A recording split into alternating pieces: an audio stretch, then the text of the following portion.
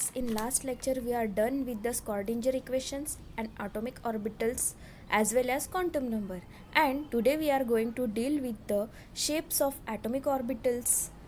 In shapes of atomic orbitals there are three types of shapes, in which shapes of s orbital, 1s and 2s orbital, shapes of 2p orbitals, in this shapes of 2p orbitals, shapes of d orbitals, as well as orbital distribution in the first four shapes. So first we see the shapes of orbitals. In this there are four different kinds of orbitals denoted S, P, D and F, each with a different shapes.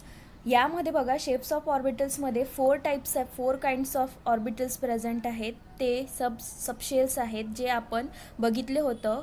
जे quantum number आहे त्यावरून आपण subshells काढलेले होते. त्यामध्ये त्यांचे तीन वेगळे शेप्स बघायचे आपल्याला. फोर काइंड्स ऑफ ऑर्बिटल्सचे शेप्स बघायचे आहे. त्यातलं एस, पी आणि डी आणि एफ या प्रत्येकाचे शेप्स हे डिफरंट आहे. Of the four, S and P orbitals are considered because these orbitals are of most common in organic and biological chemistry. यामध्ये एस आणि पी ऑर्बिटल्स हे आपण जास्त कन्सिडर करतो, त्यांचे शेप्स जास्त याच्याने बघू शकतो कारण ते मोस्ट कॉमन आहे ऑर्गॅनिक आणि बायोलॉजिकल केमिस्ट्रीमध्ये. According to the quantum atomic model an atom can have many possible numbers of orbitals. आपण क्वांटम नंबर्सच्या याच्यामध्ये बघितलेलं होतं की किती प्रकारचे आपल्याला नंबर्स ऑफ ऑर्बिटल्स मिळालेले आहे. These orbitals can be categorized on the basis of their size, shape और ओरिएंटेशन्स. हे आपण लास्ट याच्यामध्ये जेव्हा क्वांटम नंबर्स बघितले होते त्याच्यामध्ये त्यांचे साईज, प्रिन्सिपल क्वांटम नंबरनुसार, शेप्स, अझिमुथल क्वांटम नंबर आणि ओरिएंटेशन मॅग्नेटिक क्वांटमनुसार आपण कसे चेंज होतात हे आपण ऑलरेडी बघितलेलं आहे. A smaller size orbitals means there is a greater chance of getting an electron near the nucleus. म्हणजे जेवढी जास्त साईज स्मॉल असते ऑर्बिटल्सची तेवढे जास्त इलेक्ट्रॉन्स हे न्यूक्लियसच्या जवळ असतात, हे आपल्याला माहिती आहे. Next point is the orbital wave functions or psi is a mathematical functions used for representing the coordinates of an electron. The square of the orbital's wave functions or represent the probability of finding an electron. यामध्ये आपण जेव्हा स्कॉर्डिंजर equations बघितलं होतं, स्कॉर्डिंजर्स इक्वेशन्समध्ये आपण already सांगितलेलं होतं की जे साय आहे हे रिप्रेझेंटेशन द कॉर्डिनेशन्स ऑफ इलेक्ट्रॉनचं कॉर्डिनेशन कसं असतं ते रिप्रेझेंट करायसाठी आपण साय वापरलेला होता.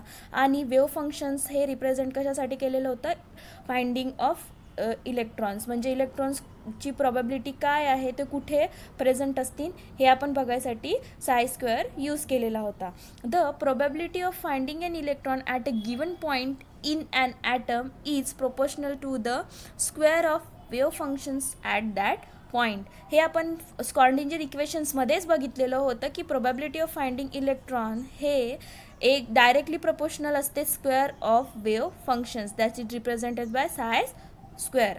According to the Max Born psi square at the point atom is the probability density of electron at that point. So हे जे सांगितलेलं आहे directly proportional to the finding electron हे डायरेक्टली प्रोपोर्शनल टू कशाचे आहे, proportional to square of wave functions हे Max बोर्ननी सांगितलेलं आहे. The density of electron at that point, त्या पर्टिक्युलर पॉईंटमध्ये त्याची डेन्सिटी असते हे देखील त्यांनी सांगितलेलं आहे. नेक्स्ट पॉईंट इज की probability density plots. The probability हे दोन प्रकारचे shapes of 1s orbitals and 2. तर यामध्ये डायग्राममध्ये दाखवलेलं आहे की जी डायग्राम आहे त्यामध्ये बघा काय दाखवलेलं आहे की जी हे डायग्राम अपियर लाईक अ क्लाउडसारखी ती दिसत आहे, ठीक आहे. The electrons cloud of 2s orbital shows one node which is region with nearly zero probability density and display the changes of sign for its corresponding wave functions. तर यामध्ये हे जे diagram दिसत आहे, या डायग्राममध्ये हे दिसत आहे बघा की क्लाउडसारखी दिसत आहे, ती ढगांसारखी दिसत आहे. तर ते इलेक्ट्रॉन्सचं क्लाउड आहे. 2s ऑर्बिटल्समध्ये जे इथे दिसत आहे ते इलेक्ट्रॉन्सचं क्लाउड्स आहे. त्याच्यामध्ये एक नोड्स आहे आणि त्याची जी प्रोबॅबिलिटी आहे डेन्सिटी ही 0 राहणार आहे वेव्ह फंक्शन्सची. नेक्स्ट पॉईंट, यामध्ये बघा जो चार्ट दिलेला आहे हा 4.8 टेबल नंबर पेज नंबर 47 वरती आहे. यामध्ये जे आपण ऑर्बिटल्सचं डिस्ट्रीब्युशन आहे इन द फर्स्ट 4 शेल्स ते बघूया की ऑर्बिटलचं डिस्ट्रीब्युशन कशाप्रमाणे होत आहे. तर यामध्ये आपण 3 क्वांटम नंबर्स यूज केलेले होते. त्यामध्ये principal quantum number, azimuthal quantum number आणि मॅग्नेटिक क्वांटम नंबर. तर जेव्हा आपण केसाठी फाइंड करू, केचं सिम्बॉल काय राहणार, शेलचं के राहणार. तर त्याच्यासाठी value of principal quantum number काय राहील, पहिलं शेल आहे म्हणून n इक्वल्स टू 1 राहणार. आणि नंबर ऑफ सबशेल्स जर n इक्वल्स टू 1 राहणार तर इक्वल्स टू म्हणजे प्रिन्सिपल क्वांटम नंबर आणि नंबर ऑफ शेल्स आणि सबशेल्स हे इक्वल असतात, म्हणून नंबर ऑफ सबशेल्स किती राहणार, 1 राहणार. त्यानंतर value of azimuthal quantum number जे आपण nला कॅल्क्युलेट करायसाठी काय केलं होतं, n इक्वल्स टू 0. जेव्हा 1 शेल असेल तेव्हा lची व्हॅल्यू काय असते, 0 आणि त्याचं सबसिम्बॉल काय राहणार, s राहणार.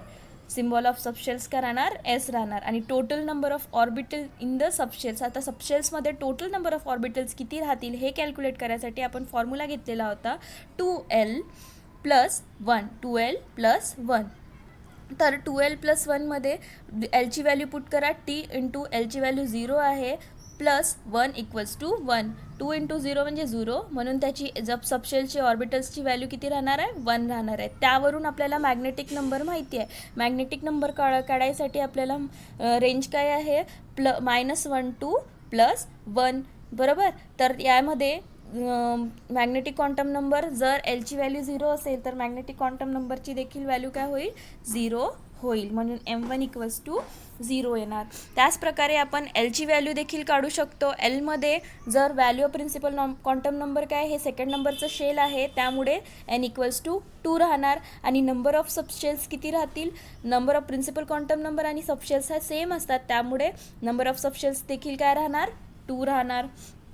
त्यानंतर त्याची आपल्याला अझिमुथल म्हणजे एलची व्हॅल्यू काढायची आहे. एलची व्हॅल्यूची रेंज काय आहे, 0 टू n-1 आहे, म्हणून पहिली व्हॅल्यू एलची अझिमुथल 0 राहील आणि सेकंड 1 राहणार, कारण आपल्याकडे 2 सबशेल आहे तर त्याचे अझिमुथल क्वांटम नंबर आपल्याला 2 मिळायला पाहिजे. तर सिम्बॉल ऑफ सबशेल्स म्हणजे जिथे एलची व्हॅल्यू 0 राहील त्याचं सिम्बॉल काय राहणार, s राहणार, म्हणून हा काय झालं 2s. आणि त्यानंतर एलची व्हॅल्यू 1 असेल तर आपला सबशेल काय होणार, p होणार, आणि तो सेकंड शेलमध्ये आहे म्हणून 2p. आणि त्याची जर आपल्याला सबशेलची व्हॅल्यू ऑर्बिटल्सची व्हॅल्यू काढायची असेल तर 2l + 1 हा फॉर्म्युला दोन्ही याला अप्लाय करायचा, l = 0 आणि l = 1 मध्ये. आणि यानुसार आपल्याला 1 आणि 3 हे ऑर्बिटल्सची व्हॅल्यू आपल्याला मिळालेली आहे. आणि त्यावरून जेव्हा आपल्याला मॅग्नेटिक क्वांटम नंबर काढायचा असतो तेव्हा मॅग्नेटिक क्वांटम नंबर आपल्याला काय मिळेल, 2 m = 0 मिळेल 0साठी. आणि जेव्हा l = 2 असेल, n = 2 असेल तेव्हा क्वांटम नंबर त्याचं काय मिळेल आपल्याला, 3 मिळेल, बरोबर. ऑर्बिटल्स ज्याप्रमाणे आहे त्याच्यावरून आपल्याला मॅग्नेटिक क्वांटम नंबर मिळतील. त्याचप्रमाणे आपण m आणि n ची देखील कॅल्क्युलेट करू शकतो. सेम प्रमाणे करायचं, n = 3 आणि n = 4 घेऊन कॅल्क्युलेट केलं तर आपल्याला सगळ्या व्हॅल्यू मिळतील. Next one is problem which is useful for the exam point of view, खूप इम्पॉर्टंट आहे. तर त्यामध्ये बघा की तुम्हाला कॅल्क्युलेट करायचं काय आहे, how many orbitals make the n shell, what is the subshell wise distributions of orbitals in the n shell. यामध्ये बघा तुम्हाला किती ऑर्बिटल्स आहे एन शेलमध्ये आणि त्याचं सबशेल वाईज डिस्ट्रीब्युशन ऑफ ऑर्बिटल्सचं डिस्ट्रीब्युशन कशाप्रमाणे झालेलं आहे एन शेलमध्ये हे देखील तुम्हाला कॅल्क्युलेट करायचं आहे. म्हणजे हे जे subshell wise distribution of orbitals in N shell हे म्हणजे तुम्हाला अझिमुथल नंबर कॅल्क्युलेट करायचा आहे, अझिमुथल क्वांटम नंबर कॅल्क्युलेट करायचा आहे.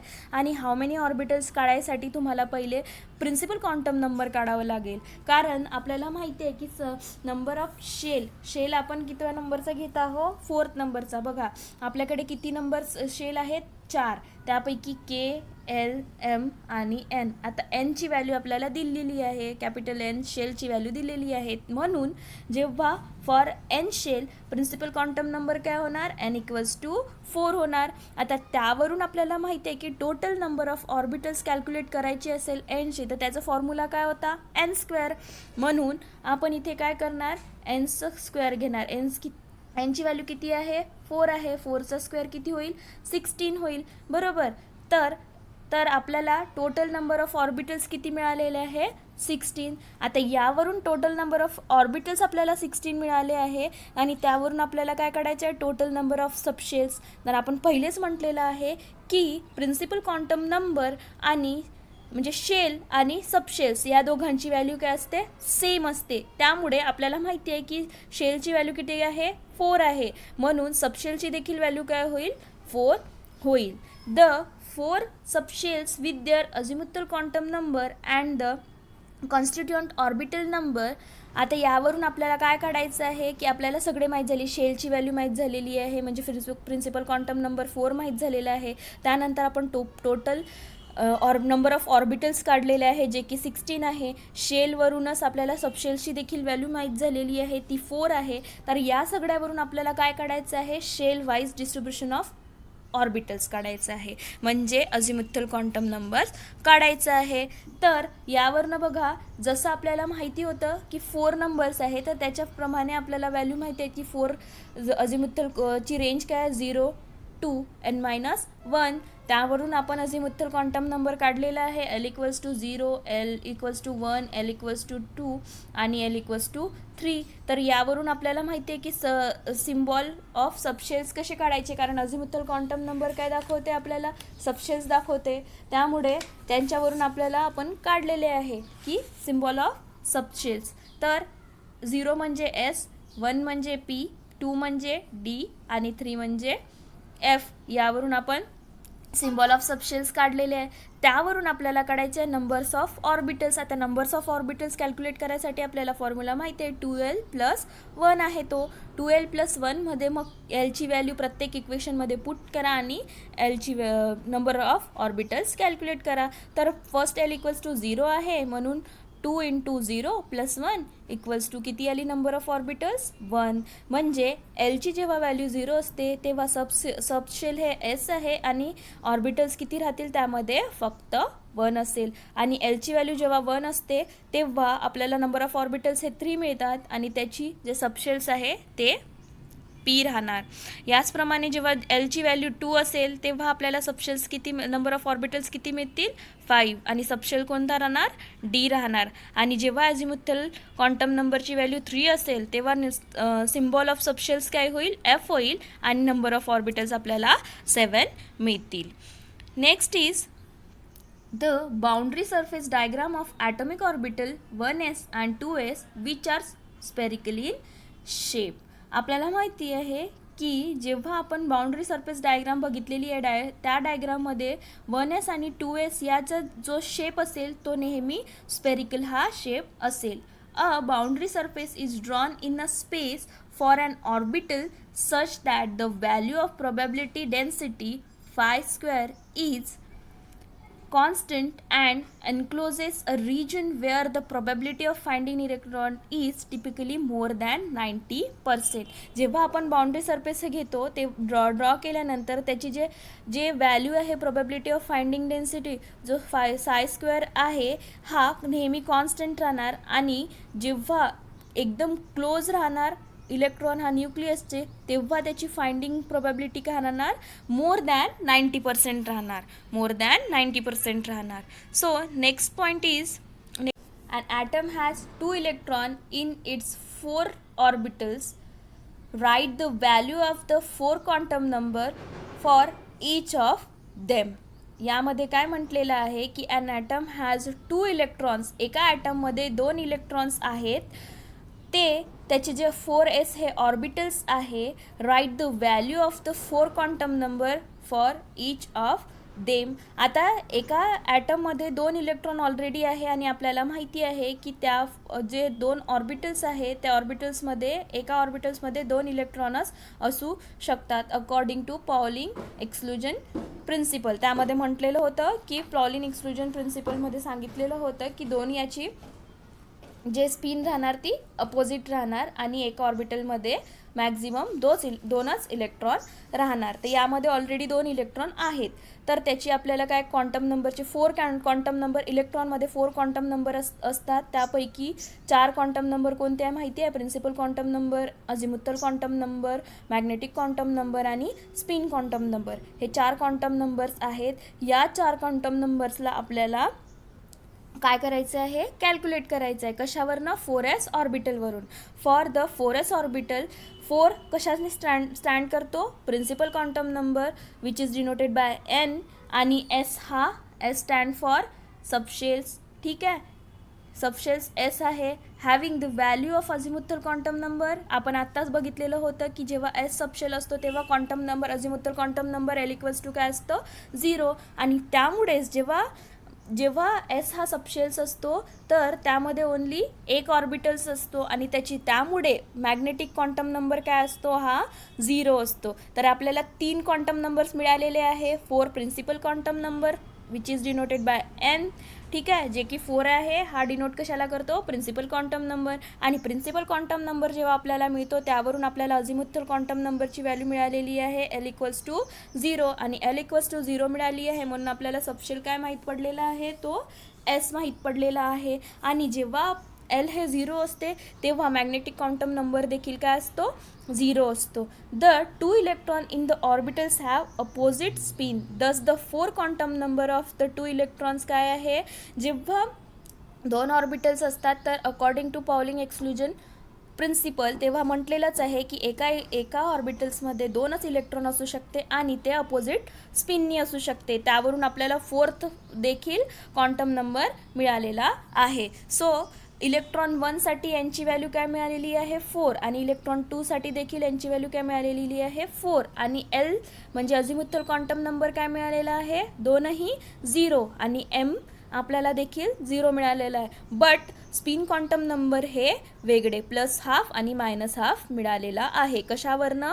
पॉलिंग एक्सक्लुजन प्रिन्सिपलवरून. कारण त्यांनी सांगितलेलं आहे की एका इलेक्ट्रॉन्समध्ये 2च जे हे मॅक्झिमम इलेक्ट्रॉन असू शकतात ऑर्बिटल्समध्ये आणि 2 मॅक्झिमम जेव्हा इलेक्ट्रॉन असतात ते नेहमी अपोजिट स्पिननुसार राहतात. जर सेम स्पिन राहतील तर ते रिपल होतील म्हणून अपोजिट स्पिननी राहतात. Next point is shapes of s orbitals. आता बघा आपण शेप्स ऑफ s ऑर्बिटल्स बघूया. The boundary surface diagram for the s orbitals look like a sphere having the nucleus as its center which is 2 dimension can be seen as a circle. यामध्ये जेव्हा आपण s ऑर्बिटल्सची diagram बघू त्यामध्ये त्यांना म्हटलेलं आहे की s शेप हा नेहमी स्पेरिकल सारखा राहील, स्पियर सारखा राहील. त्याच्यामध्ये न्यूक्लियस देखील राहील त्याच्या सेंटरमध्ये विच इज इन 2 डायमेन्शनल. त्याची डायग्राम कशी राहणार? ही 2 डायमेन्शनल राहणार आणि ते सर्कल सारखं आपल्याला दिसणार. Hence we can say that s orbitals are spherically symmetric having the probability of finding the electron at a given distance equal in all the directions. तेव्हा त्याचे जे डायरेक्शन्स दिसणार आहे सगळ्या डायरेक्शननी प्रोबॅबिलिटी ऑफ फाइंडिंग द इलेक्ट्रॉनची probability ही find करायची ही सेम राहणार सगळ्या डायरेक्शनमध्ये. म्हणजे s ऑर्बिटल हा स्पेरिकल शेपचा आहे. त्याची जी साईज इन्क्रीज आहे ते इन्क्रीज होणार प्रिन्सिपल क्वांटम नंबर सोबत. The size of s orbitals is also found to increase with the increase in value of principal quantum number. म्हणजे जसं जसं हा न्यूक्लियस आहे याच्याभोवती फर्स्ट शेल आहे त्याच्यानंतर दुसरा, जसे जसे शेल्स वाढत जातील म्हणजे प्रिन्सिपल क्वांटम नंबर जसं जसं वाढत जाईल तसं तसं ऑर्बिटल्सची साईज देखील वाढत जाईल. 4s is greater than 2, 3s, 3s is greater than 2s आणि 2s is greater than 1s. Next ही बघा जी डायग्राम दिसत आहे ही तुमची स्पेरिकल लाईक स्ट्रक्चर दिसत आहे, स्पियर दिसत आहे. हा आहे 1s एस ऑर्बिटल्सची डायग्राम. नंतर आपण बघूया की shapes of P orbitals. Each p orbitals consist of a two sections better known as lobes which lie on either side of the plane passing through a nucleus. म्हणजे P orbitals हे consist राहणार to सेक्शनमध्ये. त्या सेक्शन्सला म्हणणार आपण lobes आणि ते lies कशा करणार राहणार आहे, plane passing through a nucleus. न्यूक्लियसमधून जे लाईन म्हणजे पास होणार आहे त्या लाईनिंगवरून आपण त्यांना पी लोब्स ते दाखवू शकतो. नंतर the 3p orbitals differ in the way the lobes are orientated whereas they are identical in terms of size of shape and energy. P ऑर्बिटल्समध्ये 3 पी ऑर्बिटल्स राहतात विच इज डिफरंट. त्यांचे जे lobes आहे ते डिफरंट राहतील ओरिएंटेटेडमध्ये आणि त्याची shape size आणि एनर्जी हे काय राहणार, आयडेंटिकल राहणार, सेम राहणार. Next point is as the lobe lie along of the x, y or z axis, these three orbitals are given the designations 2px, 2py and 2pz. जेव्हा ते जे lobes आपण म्हटलेले आहे ज्या एक्सिसमधून पास होतील, एक्स किंवा वाय किंवा झेड एक्सिसमधून, त्यावरून त्यांचं नाव ठेवण्यात आलेलं आहे की ते 2px राहणार, 2py राहणार की 2pz राहणार. Thus we can say that there are 3p orbitals whose axes are mutually perpendicular. त्यांच्या जे एक्सिस राहतील त्या परपेंडिक्युलर राहतील. Similar to s orbitals, size and energy of p orbitals increases with an increasing the principal quantum number. ज्याप्रमाणे s ऑर्बिटल्समध्ये size आणि energy ही increase होत होती जेव्हा प्रिन्सिपल नंबर इन्क्रीज होत होता, त्याचप्रमाणे p ऑर्बिटल्सची देखील साईज आणि एनर्जी हे इन्क्रीज होत जाईल जसं जसं प्रिन्सिपल क्वांटम नंबर हा इन्क्रीज होत जाईल. बरोबर. यामध्ये बघा 2px काय म्हटलेलं आहे, तर यामध्ये जे लोब्स दिसत आहे हे लोब्स जे आहे हे एक्स एक्सिसवरती आहे, त्यामुळे याचं नाव काय दिलेलं आहे 2px. आणि ह्याच्यामध्ये वाय याच्यावरती लोब्स आहे, म्हणजे वाय एक्सिसवरती लोब्स आलेले आहे 2, त्यामुळे याचं नाव काय पडलेलं आहे 2py. आणि यामध्ये झेड एक्सिसवरती आहे त्यामुळे याचं नाव पडलेलं आहे 2pz. According to the corresponding orbitals यांना नाव काय दिलेलं आहे 2px, 2py आणि 2pz असे नाव दिलेले आहे. याची जी साईज आणि एनर्जी आहे डंबल शेप्सचे राहणार. हे जे आहे याची साईज आणि एनर्जी ऑर्बिटल्सची सेम राहतील. बरोबर. याचा जो शेप येतो तो आपण काय म्हणणार डंबेल शेप. ठीक आहे. पहिले जो एस ऑर्बिटल्स आहे त्याचा शेप काय राहणार स्पेरिकल शेप आणि पी ऑर्बिटल्सचा काय राहील डंबेल शेप राहणार. डमरूसारखा जो असतो ना त्याला डंबेल शेप असं म्हणतात. Next point is shape of D orbital. Shapes of D orbitals. The magnetic orbital quantum numbers for d orbitals is given as -2, -1, 0, +1, +2. आपल्याला माहिती आहे मॅग्नेटिक क्वांटम नंबर्स आपण कॅल्क्युलेट जेव्हा केला होता त्याची रेंज काय होती -L to +L. बरोबर. ही रेंज होती. यावरून आपल्याला मॅग्नेटिक क्वांटम नंबर्समध्ये डी ऑर्बिटल्सची व्हॅल्यू मिळालेली होती काय -2, -1, 0, 1 आणि 2. Hence we can say that there are 5d orbitals. त्यावरून आपण काय म्हणणार की 5d ऑर्बिटल्स आपल्याला मिळालेले आहे. तर the orbitals are designed as dxy, dyz, dxz, dx² - y² and dz². हे आपल्याला 5 ऑर्बिटल्स मिळालेले आहे. त्याचे नाव काय आहे dxy, dyz, dxz, dx² - y² आणि dz². Out of these 5d orbitals shapes of the first 4d orbitals, याच्यापैकी 5 जे आपण डी ऑर्बिटल्स घेतलेले आहे त्याच्यापैकी फर्स्ट 4 जे डी ऑर्बिटल्स आहे dxy, dyz, dz, आणि dx² - y² हे 4 जे स्टार्टिंगचे dzचे ऑर्बिटल्स आहे हे सिमिलर राहणार सगळ्यांसोबत, एक दुसऱ्यांसोबत हे काय राहतील सिमिलर राहतील. Which is different from the d z square. पण shapes of d z square हा काय राहणार, डिफरंट राहणार. और डी झेड स्क्वेअरचा जो शेप्स राहणार हा डिफरंट राहणार as compare to d x y, d y z, d x z आणि d square minus y square. ठीक आहे. Orbitals where the energy of all 5 d orbitals is same. पण जेव्हा shape या चारचा सेम आणि एकाचा डिफरंट आहे पण त्यांची एनर्जी काय राहणार आहे, सेम राहणार आहे. The shapes of 4D, 5D आणि 6D orbitals are similar to those of 3D orbitals, but their respective size and energy are large or they are said to be more diffuse. यामध्ये जे shapes आहे 4D, 5D आणि 6Dचे हे 3D सारखेच राहतील आणि त्यांची एनर्जी ही मोर डिफ्यूज राहणार. यामध्ये बघा डायग्राममध्ये तुम्हाला शेप्स ऑफ ऑर्बिटल्स दाखवलेले आहे. तर यामध्ये जे डी एक्स डी झेड आहे यामध्ये याची डी झेड एक्स वाय यामध्ये जे लोब्स केलेले आहे, पासिंग झालेले आहे ते वाय आणि एक्सच्या एक्स एक्सिसच्या लोब याच्या सेंटरमधून गेलेले आहे, त्यामुळे त्याचं डी एक्स वाय हे नाव दिलेलं आहे. यामध्ये वाय आणि झेड एक्सिसमधून लोब्स पास झालेले आहे, त्यामुळे याचं जे नाव दिलेलं आहे हे डी वाय झेड. आणि यामध्ये झेड आणि एक्समधून पास झालेले आहे, त्यामुळे त्याचं नाव डी एक्स झेड दिलेलं आहे. तर या चौघांचे दे बघा 1 2 3 हा जो आहे D x square minus y square आहे आणि हा डी झेड स्क्वेअर हा दिलेला आहे. तर यामध्ये जो आहे तो झेडच्या एक्सिसमधून लोब निघालेला आहे म्हणून त्याला डी झेड स्क्वेअर आणि हा टोटली डिफरंट आहे ॲज कम्पेअर टू या 4 ऑर्बिटल्सच्या. तर हे झालं तुमचं shape of D orbitals. I hope all this thing clear to you. Thank you.